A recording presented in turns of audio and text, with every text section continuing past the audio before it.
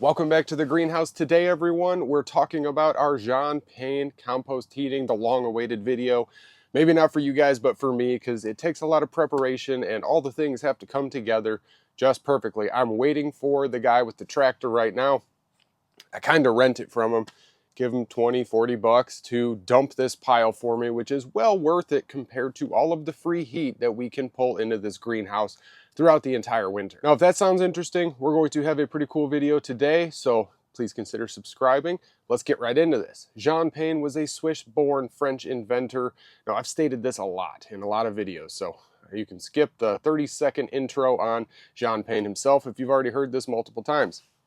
He's a Swiss-born French inventor who documented the heating and coined the term compost heating. He documented the heating of water up to 60 degrees Celsius or 140 Fahrenheit from groundwater level. So, I mean, 45 to 52 degrees, which is normal groundwater. So he can heat that up at the rate of about 4 liters per minute or just shy of 1 gallon per minute. Storing all that hot water in his tanks inside his basement to heat up through the floor of his house and keep his house warm in the wintertime for absolutely free. Now, on the other hand, he also harvested hot air. He tried using tubes, and we've got everything going on out here today.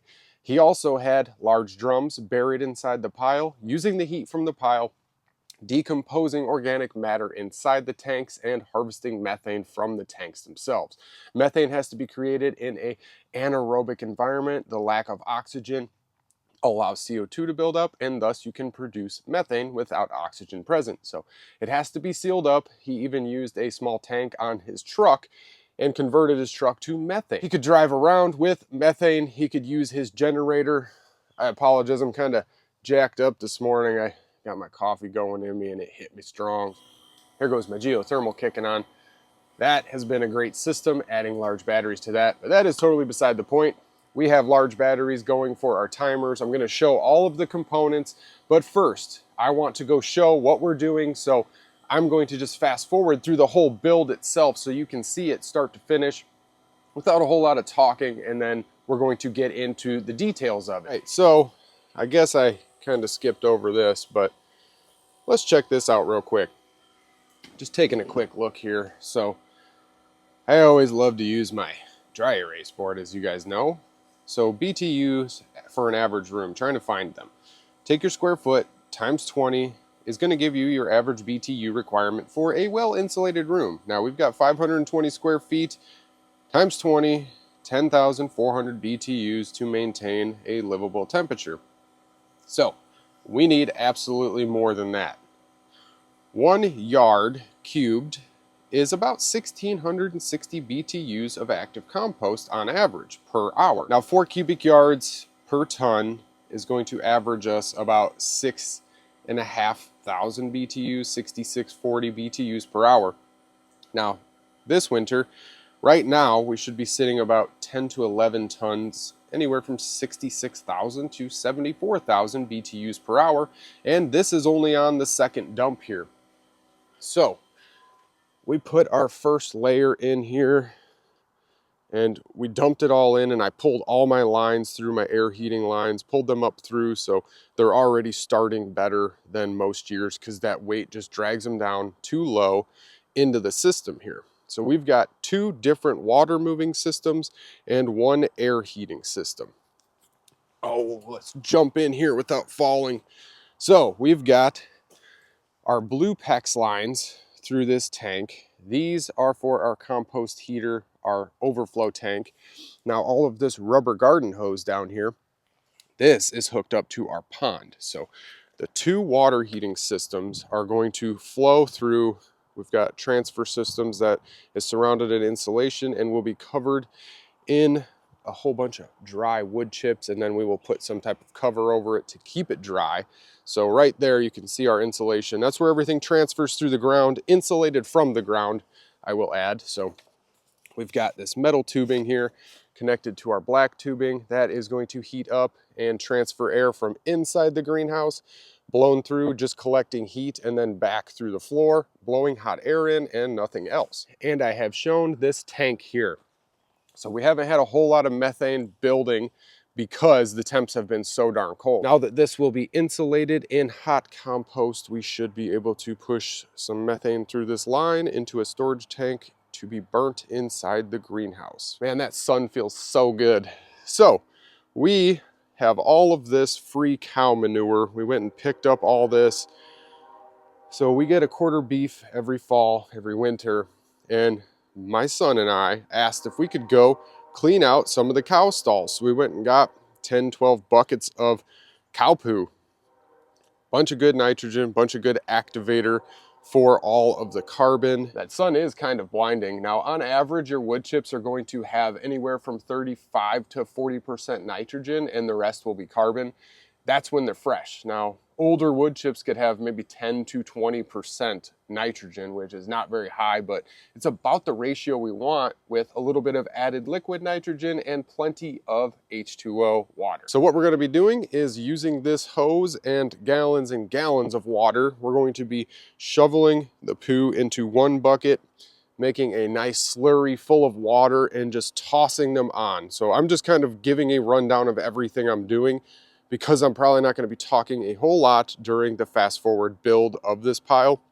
I'll come back and I'll talk after this is complete. So we've got all of these buckets of cow manure ready to be slurried up. Now I use chicken poo, cow poo, anything I can get my hands on that's going to activate this. We've got a whole wheelbarrow full of kales, comfrey, just an absolute ton of comfrey. We've got rows and rows of comfrey underneath all of our fruit trees. So we have buckets and buckets and wheelbarrows full of comfrey. So this is our nitrogen source, and we will have tons of water to dump on. Lastly, coming back into the greenhouse here, let's show how we're actually drawing the heat off of this compost pile. So tapped into the same line running off of that solar system and that large battery right there. That thing's been running constantly on a timer. So I've got an on-off switch. This is blowing a good amount of air down through here, and I can feel it blowing out already. Blowing some cold air because those are exposed to outside. So that's the line that blows air through, and this is the line that blows it back out. Let's check out our water moving system. So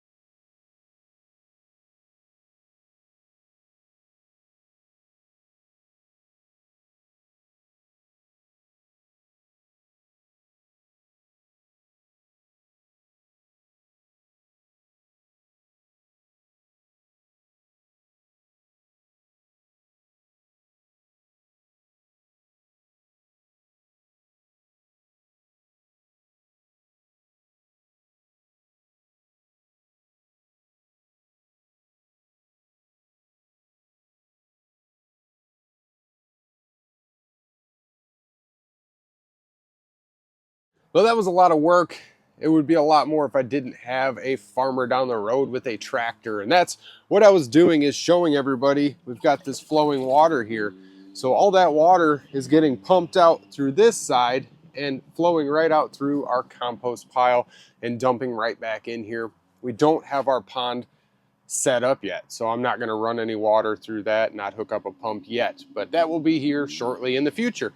So I heard the tractor coming, so I had to get out there and get set up. So hopefully everybody enjoyed seeing what I was doing, all of the basics. Now, that was just building the pile. That's not operating these systems or checking temperatures. I'm actually going to shut this off because I don't want cold water, 50, 60 degree water flowing through, because I want that pile to build temps. We want to give it 3 or 4 days before we start pulling real heat off of it. Within 24 to 48 hours, it should start to heat up if you've done it correctly. And man, we have a ton of wood chips mixed with a whole bunch of nitrogen-rich material. Very good core to start with. We've got one more load of wood chips coming, and we're going to use that as a shell. Kind of differently. Usually we just dump the whole thing at one time. I did a nice base layer with the first load. Second load was what we just dumped right now, and then we'll put one more capping shell load on top, and that will help us prevent any loss of heat. And all of those wood chips, we'll soak them and they'll start to burn, but it's going to get so cold this winter that we'll have a foot to 2 feet of crust form if we don't put and wrap leaf bags and insulate it with leaf bags and hay bales, whatever we can find. So we're trying to do it differently, get a nice hot, good active core, and then put a crust on that will just insulate that and create a little power station inside of that massive pile. We could end up with 14, 15 tons of compost, but only 10 to 12 of it will be active. So why I put this compost pile outside, I promise I'm gonna let you guys go here real quick. So why I put this compost pile outside, this thing's massive. It's taller than the greenhouse at its peak there. So we don't have room for a massive pile with the amount of energy that we actually need to survive the winter months. That thing's huge. I couldn't fit that in the greenhouse. We started by putting small piles right in this corner where this tank is and just blowing air and blowing a little bit of water to a small tank. And then we found that there were so many rodents and the pile needed reactivated every 2 to 3 weeks. So why not just go big or go home? So in order to heat the whole greenhouse, this is our solution. We've done this for many years now, and this is a massive pile. So I can't wait to come through with the tractor, level it out. We'll have a nice good core to burn of at least 11 tons here. And then we can have a couple more tons dumped and we should be good to go for the entire winter. So I didn't want this video to be too stupidly long, so I'm gonna let everybody go. I'm sure there's a ton of questions. I just showed the building. We're gonna show all the processes and how we're operating all of these systems off solar power to incur a $0 bill once all of our investments are paid for. It's a one-time thing, just free energy, running free systems, moving heat through a greenhouse, growing for free the entire winter. Now, please drop any questions to me in the comment section below. I'll try and get right back to you guys. I've got a ton of questions that I've got to answer, so I'm gonna run through for a day and see what I can get done. I'm gonna let you guys go, and I will be back tomorrow with another video, and we're gonna check the 24-hour temp, 48 hours, and so forth. So we're going to check every day all week long to see how the pile activates and what kind of heat we can pull from it. So with that, I'm going to let you go. I'll see you tomorrow.